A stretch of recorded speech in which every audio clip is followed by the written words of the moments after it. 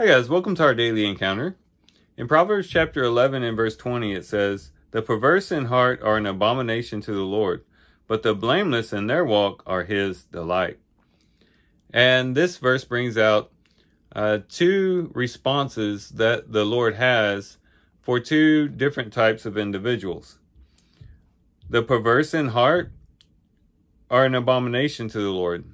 And of course the Lord can see our hearts, and he can definitely tell what our motivations are, what our intentions are, what's really going through our mind. And those who are perverse in heart, we're told, are an abomination to the Lord. They definitely excite the displeasure of the Lord by the thoughts that they have, the intentions that they have, and perhaps the hatred that they have stewing in their minds and their heart.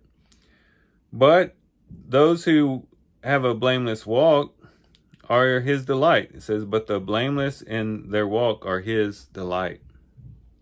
And so this shows us that it is possible to provoke the Lord to anger, but it's also possible to cause the Lord to experience delight as well. And we should remember this when it comes to what our motivations might be for obeying the Lord. It might just be that our motivations for obeying the Lord might be one-sided.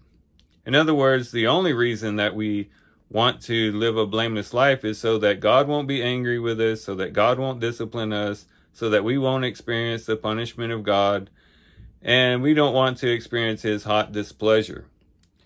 And for some, that's their only motivating factor. And so what this usually leads to is a person just doing enough to try to stay out of the realm of God's wrath. And oftentimes it leads to a checklist type of life, to where a person is just basically trying to check off the list and trying to do whatever they can just to keep God's anger away. And a lot of attention is upon themselves and trying to do what is right so that they won't have negative consequences.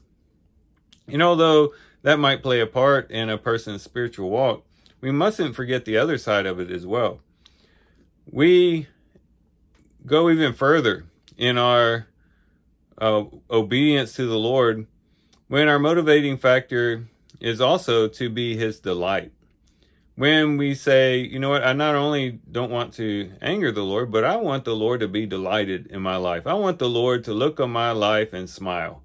I want the Lord to see the way that I'm living and be extremely pleased with what he sees.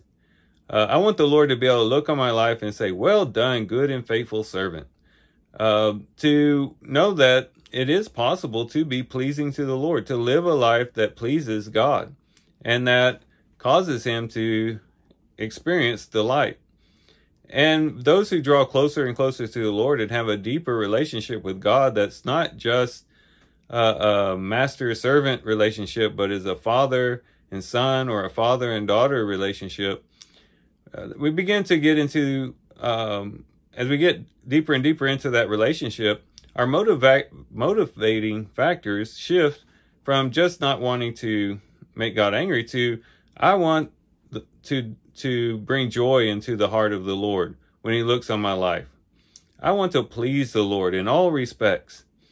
And that causes a person to make better decisions, to where they're not just barely escaping sin, but that they are propelling themselves into a life of holiness and even refraining from things that may not be in and of themselves sinful, but might be distractions and might be things that would hinder them from drawing all the more closer to the Lord and pleasing the Lord all the more, and living a life that is really seeking their Father's smile.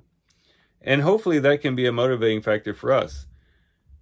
Of course, we always want to keep in the back of our minds that God is the ruler of the universe. He is the ultimate authority, and we need to respect his authority. But at the same time, we need to remember that he's a loving father who delights in his children, and especially delights in them when they're walking in a blameless way. And that too can motivate us to greater heights of walking in righteousness and in loving devotion towards him. So let's let Proverbs 11 and verse 20 motivate us in that way.